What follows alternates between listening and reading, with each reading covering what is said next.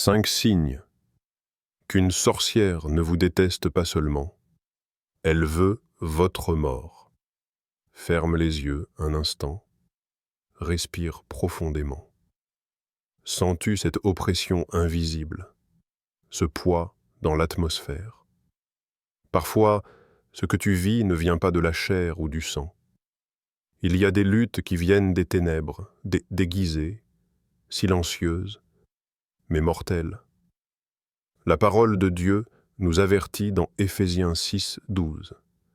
Car nous n'avons pas à lutter contre la chair et le sang, mais contre les dominations, contre les autorités, contre les princes de ce monde de ténèbres, contre les esprits méchants dans les lieux célestes. Aujourd'hui, ouvre ton cœur, car voici 5 signes qu'une sorcière ou un esprit de sorcellerie ne se contente pas de te haïr. Elle veut ta mort, spirituellement, émotionnellement, et parfois physiquement. 1. Elle s'attaque à tes songes et ton sommeil. Il y a des nuits où le silence devient lourd, des nuits où le sommeil, au lieu d'être un repos, devient un labyrinthe, et tu ouvres les yeux, haletant sans comprendre pourquoi ton âme semble avoir combattu, alors que ton corps était couché.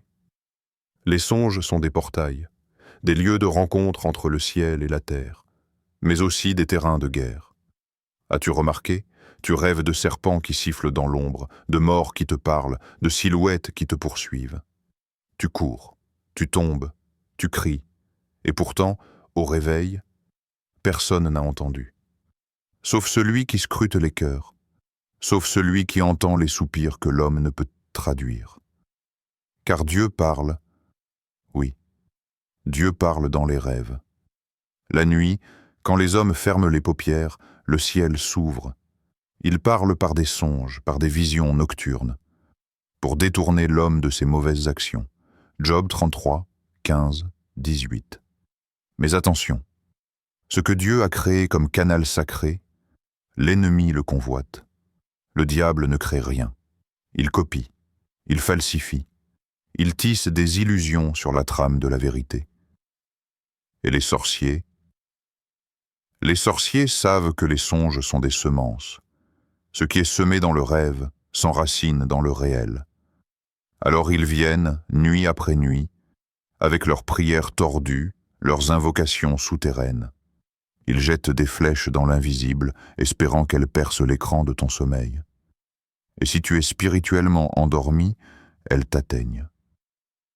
As-tu déjà prié avant de dormir? As-tu déjà béni ton lit comme un autel de paix, et non une porte entr'ouverte sur les ténèbres? Qui te visite la nuit, alors que tu penses être seul, tu vois? Les songes peuvent être prophétiques, mais aussi piégés. Ils peuvent te révéler le futur ou t'enfermer dans un mensonge. Ils peuvent être une lumière ou une ombre. Alors, si tes rêves sont devenus des cauchemars, si ton oreiller est un champ de bataille, pose-toi cette question. Pourquoi maintenant? Pourquoi toi? Et si c'était parce que ton rêve est une clef? Et si ce que tu portes en toi est si puissant que l'ennemi tremble à l'idée que tu puisses en prendre conscience? Et s'il essayait de te voler ton futur pendant que tu dors? L'esprit de sorcellerie le sait. Dieu révèle des destinées dans les songes. Il donne des stratégies. Il console. Il redresse. Mais si quelqu'un programme ta nuit avec l'intention de t'enchaîner, si quelqu'un prie dans les ténèbres pour que ton sommeil devienne prison, alors, il est temps de réagir. Pendant que les hommes dormaient, son ennemi vint, sema de l'ivraie parmi le blé, et s'en alla. Matthieu 13, 25. L'ennemi attend que tu t'endormes pour agir, parce qu'il pense que tu es vulnérable, que ton esprit est désarmé. Mais tu n'es pas seul. Tu as le droit de réclamer ta nuit. Tu as le pouvoir, par le nom de Jésus, de sanctifier chaque seconde de sommeil, de fermer la porte aux intrus spirituels, de dresser des murailles invisibles que seule la lumière de Dieu traverse. Est-ce que tu pries pour tes rêves? Est-ce que tu discernes leurs symboles? Ou bien les négliges-tu? pensant qu'ils ne sont que le fruit de l'imagination. Ne te trompe pas. Il y a des rêves qui t'avertissent, il y en a qui t'avancent, et d'autres qui te lient si tu ne sais pas les discerner. L'ennemi attaque la nuit, parce qu'il sait que si tu reçois le rêve de Dieu, tu deviendras dangereux pour le royaume des ténèbres. Alors il tente de dérober ton langage nocturne. Il veut que tes songes te fassent peur, plutôt que foi. Il veut que tu te réveilles brisé, pas inspiré. Mais écoute, tu n'es pas à sa merci. Je me couche et je m'endors en paix, car toi seul, Éternel, tu me fais habiter en sécurité. Psaume 4, 9. Ce verset n'est pas juste une belle phrase, c'est une arme. Répète-le, médite-le, déclare-le dans ta chambre, sur ton lit, dans ton oreiller, car chaque fois que tu dors sans prière, tu abandonnes ton esprit à la dérive. Mais si tu invites le Saint-Esprit à veiller, alors même les ténèbres reculeront. Rappelle-toi, les rêves sont des lettres du ciel ou des pièges de l'enfer. C'est à toi de discerner la main qui les a écrits. Alors, cette nuit, à qui confieras-tu tes songes? 2. Elles volent ta force vitale par des liens invisibles. Il y a des matins où tu ouvres les yeux et tu sais que quelque chose ne va pas. Tu as dormi. 8 heures peut-être. Mais ton corps est lourd, ton esprit confus, ton cœur vide. Tu fais l'effort de te lever, mais tout semble flou. Et pourtant, tu n'es pas malade. Pas physiquement. Pas selon les diagnostics terrestres. Mais quelque chose te vide. Tu marches comme si tu avais 1000 chaînes autour des épaules. Tu parles, mais ta voix ne porte plus. Tu pries, mais ton feu intérieur crépite à peine. Ce n'est pas le burn-out. Ce n'est pas une mauvaise alimentation. Ce n'est pas juste la fatigue. C'est plus profond. C'est invisible. C'est spirituel. Il y a des voleurs d'énergie dans le monde spirituel. Des entités qui ne se contentent pas d'envier ta lumière, elles veulent la consommer. Et parfois, ce ne sont pas que des démons éthérés. Parfois, ce sont des humains, portes ouvertes, instruments de sorcellerie. Garde ton cœur plus que toute autre chose, car de lui viennent les sources de la vie. Proverbe 4, 23. Ton cœur, ton âme, est source de vie, source de vision, source de force. Et c'est là que la sorcellerie vise. Tu n'as peut-être pas vu venir la brèche. Un mot glissé à la mauvaise personne. Un regard appuyé mais vide de bonté. Une main tendue qui en réalité t'enchaînait. Tu as peut-être laissé entrer quelqu'un trop proche. Quelqu'un qui disait « Je t'admire » mais qui t'enviait. Quelqu'un qui disait « Je veux prier pour toi » mais qui liait ton nom dans le secret de la nuit. Regarde en arrière. Rappelle-toi ces périodes où tout allait bien, où tu avais de l'élan, des rêves, de l'audace. Puis, sans explication, une lourdeur s'est installée. Les idées sont devenues floues, les passions ternes, et tu t'es dit, c'est une phase. Mais cette phase dure depuis combien de temps? Et si ce n'était pas qu'une saison? Et si c'était un lien? Les liens invisibles sont les plus destructeurs, car ils se nourrissent dans le silence. Tu ne les vois pas, mais tu en ressens les effets. Tu veux avancer, mais il y a un élastique invisible qui te ramène en arrière. Tu veux prier, mais ton esprit s'égare. Tu veux sourire, mais ton âme pleure en secret. Pose-toi la question. À qui as-tu donné accès à ton énergie? Pas seulement en parole, mais en proximité, en confiance, en vulnérabilité. Les âmes sensibles sont des cibles, parce qu'elles portent la lumière, parce qu'elles rayonnent sans le savoir. Et la sorcellerie repère la lumière avant que toi-même tu comprennes que tu brilles. Alors elle t'entoure, elle se fait amie, conseillère, oreille attentive. Et pendant que tu parles de tes projets, elle noue des cordes. Pendant que tu partages ton rêve, elle tisse des filets. Et toi, innocent, sincère, ouvert, tu continues de t'exposer. Mais il est temps d'ouvrir les yeux. Il est temps de couper les liens invisibles. Parce que la fatigue que tu ressens, ce n'est pas toi. Ce n'est pas ton vrai état. C'est l'usure d'un vol continu, d'une fuite d'énergie spirituelle que tu n'as jamais fermée. Un homme prudent voit le mal et se cache. Les simples avancent et sont punis. Proverbe 22, 3. La prudence n'est pas de la peur, c'est du discernement. Et le discernement n'est pas une option dans ce monde, c'est une arme de survie spirituelle. Commence à regarder autour de toi autrement. Pas avec suspicion, mais avec clarté. Qui se réjouit réellement de tes victoires? Qui te tire vers la lumière? Et qui, subtilement, t'épuise à chaque échange, à chaque message, à chaque regard? Certaines connexions sont des pompes spirituelles. Elles ne donnent rien. Elles prennent. Elles aspirent ta paix, ta joie, ton feu. Et tu te demandes pourquoi tu n'as plus envie de rien. Pourquoi même dans la louange tu sens une distance? Pourquoi les projets tombent dans l'oubli? Parce que tu as été siphonné. Mais Dieu n'a pas dit son dernier mot. Tu peux récupérer ce qui t'a été volé. Tu peux fermer les portes, briser les accords, renoncer aux accès accordés inconsciemment. Par une simple prière, par une vraie repentance, par un retour à la vigilance. Et surtout, par la garde de ton cœur. C'est ton cœur qui nourrit ton esprit. C'est ton cœur qui te relie à la source. Et s'il est gardé, ta vie recommencera à couler. Fluide, forte, sainte. Alors, respire. Et demande à Dieu, montre-moi, Seigneur, les liens que je ne vois pas. Délivre-moi de ce qui m'épuise, sans visage. Rends-moi ma force. Tu ne dois pas vivre vidé. Tu es appelé à déborder. 3. Elle provoque de maladies inexplicables et répétitives. Il y a ce moment étrange, frustrant, douloureux, où ton corps commence à parler, mais les médecins ne trouvent pas les mots pour expliquer ce qu'il dit. Tu fais des examens. Rien. Tu changes d'alimentation. Aucun changement. Tu prends des traitements.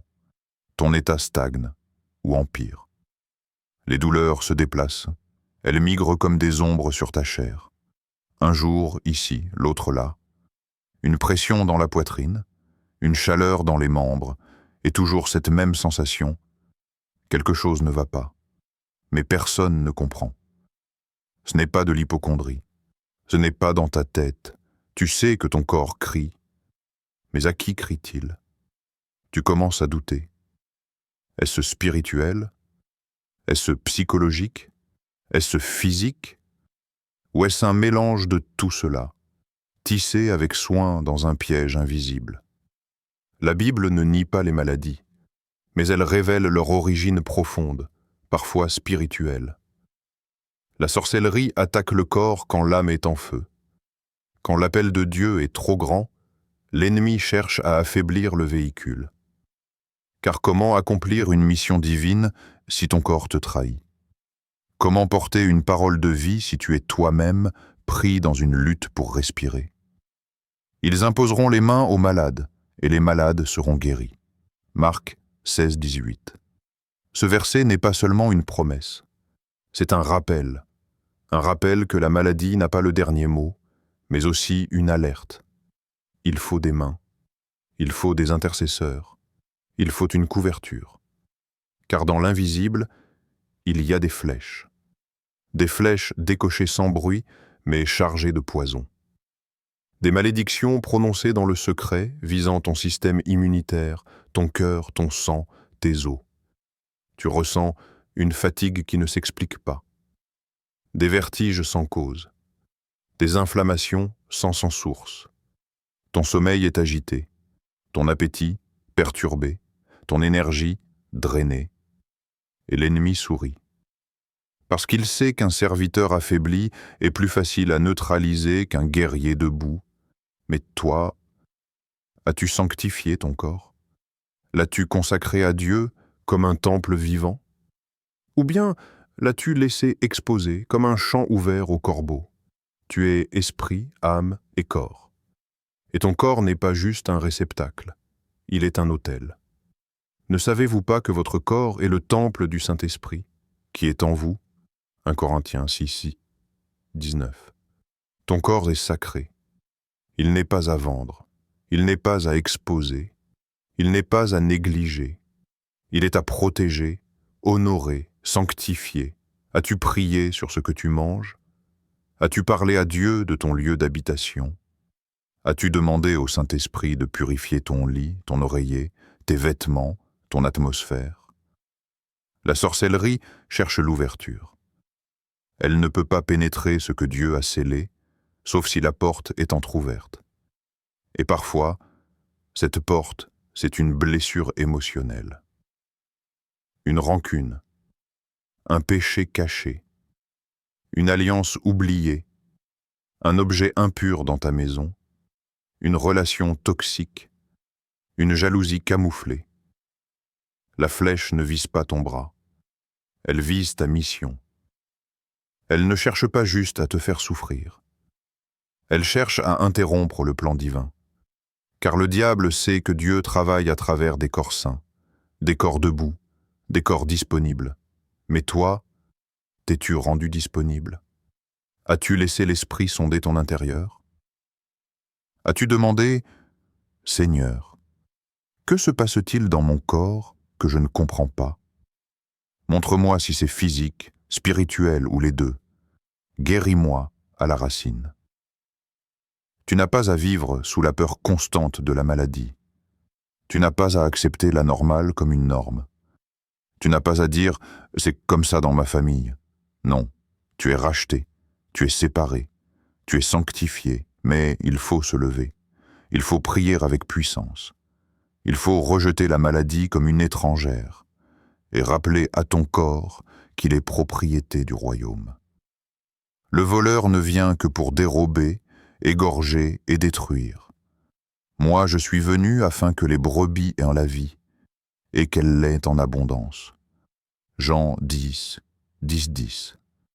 Si ce n'est pas la vie abondante que tu vis dans ton corps, alors c'est qu'un voleur rôde.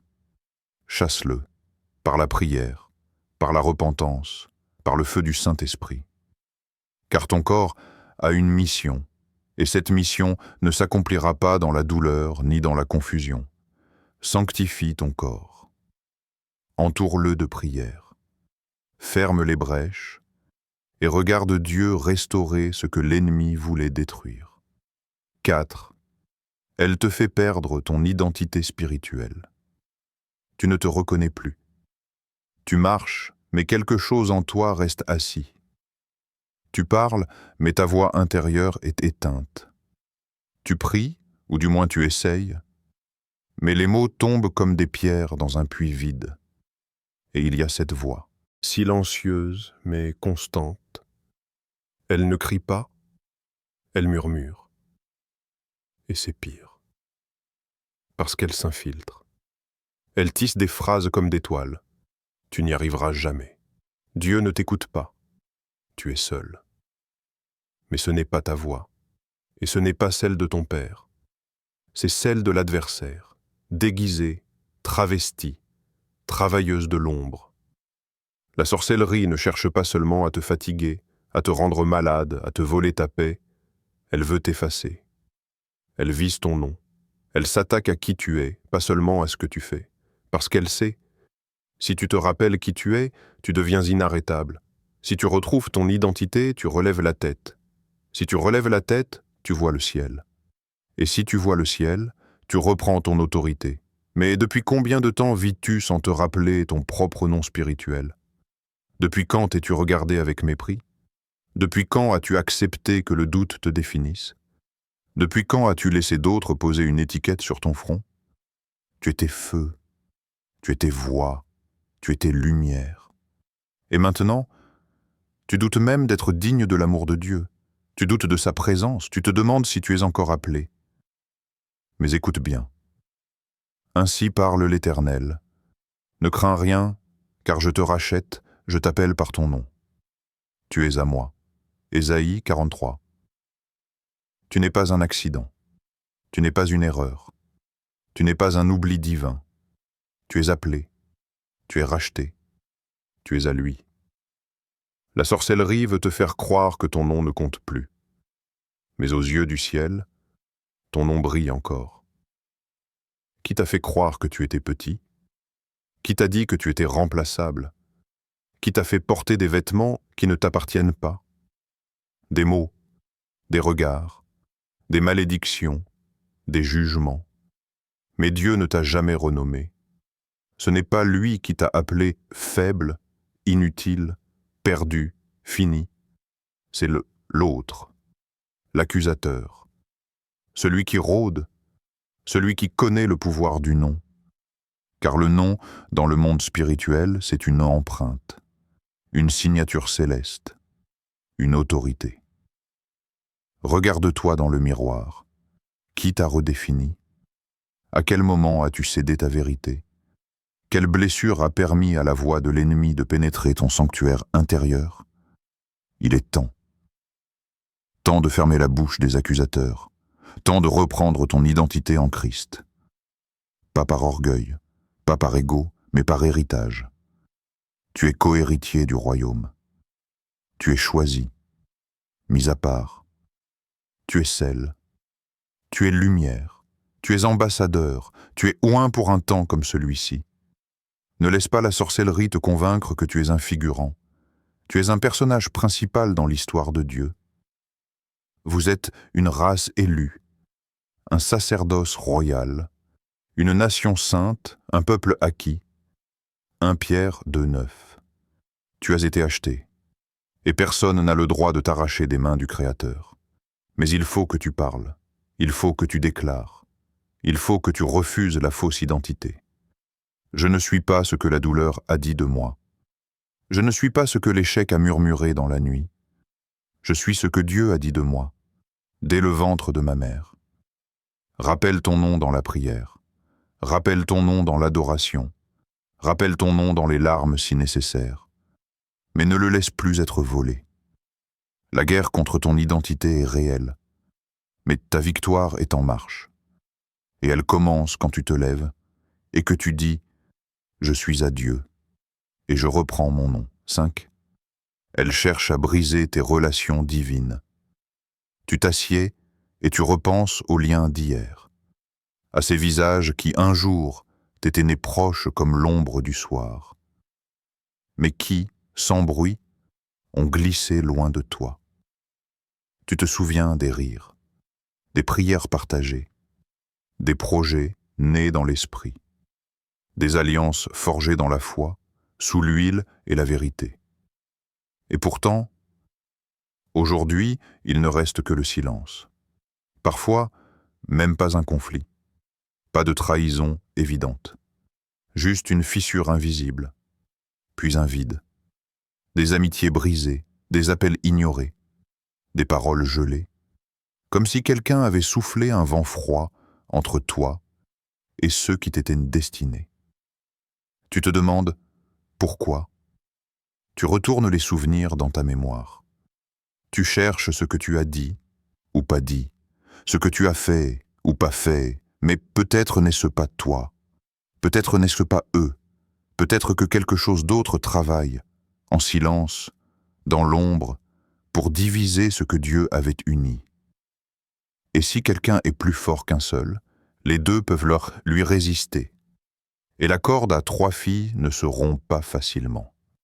Ecclésiaste 4, 12. La sorcellerie connaît la force des alliances. Elle sait qu'un homme seul est vulnérable. Elle sait que 2 en accord peuvent faire reculer l'enfer. Elle sait que 3 unis dans l'esprit peuvent déclencher le ciel. Alors elle isole. Elle chuchote des malentendus. Elle souffle des interprétations erronées. Elle introduit des offenses subtiles, des suspicions voilées, des doutes irrationnels. Et là où il y avait confiance, elle dépose un murmure. Pourquoi t'a-t-il dit cela? Tu vois, elle ne t'a même pas répondu. Ils ne te comprennent pas vraiment. Et toi, sans le vouloir, tu commences à te refermer. Tu construis des murs là où Dieu voulait des ponts. Tu portes des soupçons là où il fallait porter ton frère. La sorcellerie attaque les relations divines parce qu'elle sait que ces relations sont des portails.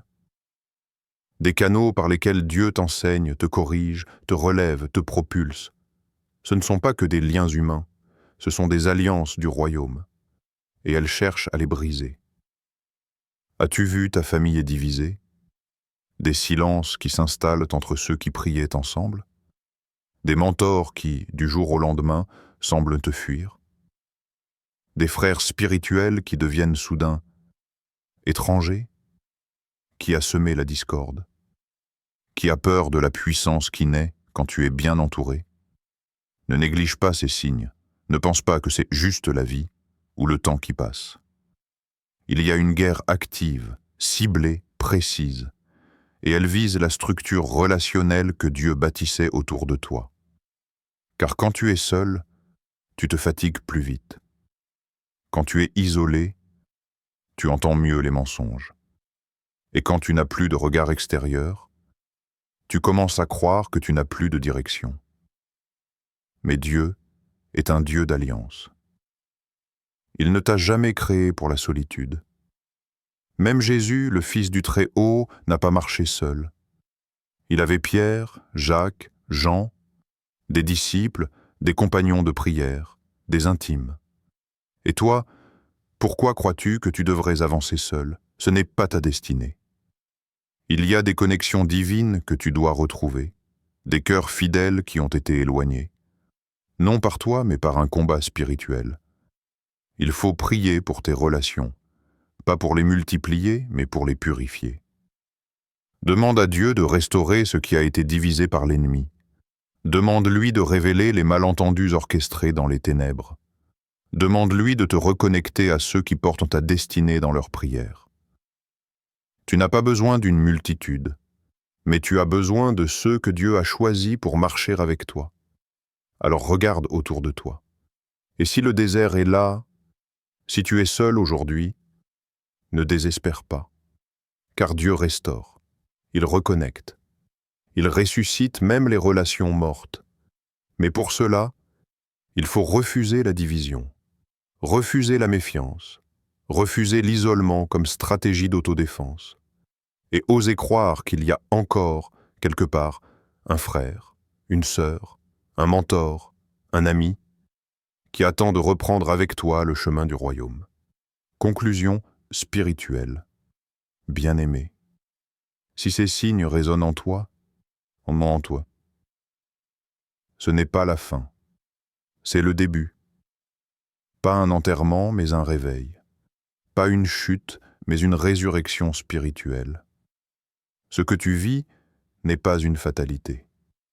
C'est un appel, un cri du ciel, un son de trompette dans la nuit de ton esprit. C'est le moment de te lever. Pas dans la chair, pas dans la vengeance, mais dans l'autorité du sang de Jésus. Ce n'est pas toi qui vas mourir, c'est l'esprit de mort qui va tomber. Ce n'est pas ta destinée d'être vaincu. Tu es un témoin du feu. Tu es l'héritier d'un royaume inébranlable. Tu es marqué du sceau du Dieu vivant. Ce n'est pas toi qui vas faiblir, c'est l'autel de la sorcellerie qui va brûler. Car une lumière s'est levée. Et même si l'obscurité a rôdé, même si la fatigue a parlé, même si les cauchemars ont hurlé, même si les douleurs ont frappé ton corps, la parole tient bon. Aucune arme forgée contre toi ne prospérera. Ésaïe 54, 17. Elles ont été forgées, oui, mais elles ne prospéreront pas.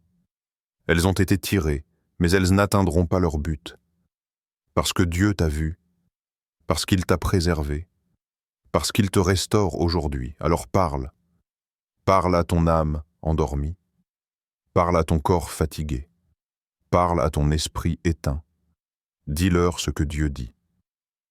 Je ne mourrai pas, je vivrai, et je raconterai les œuvres de l'Éternel.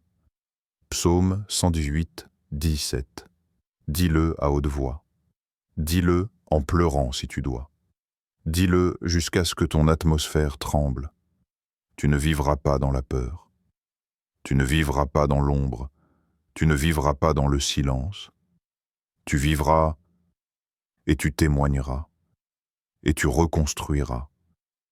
et tu verras la gloire de Dieu dans la terre des vivants. Alors debout, soldat de lumière, tu n'es pas seul, tu es en marche, et les cieux marchent avec toi.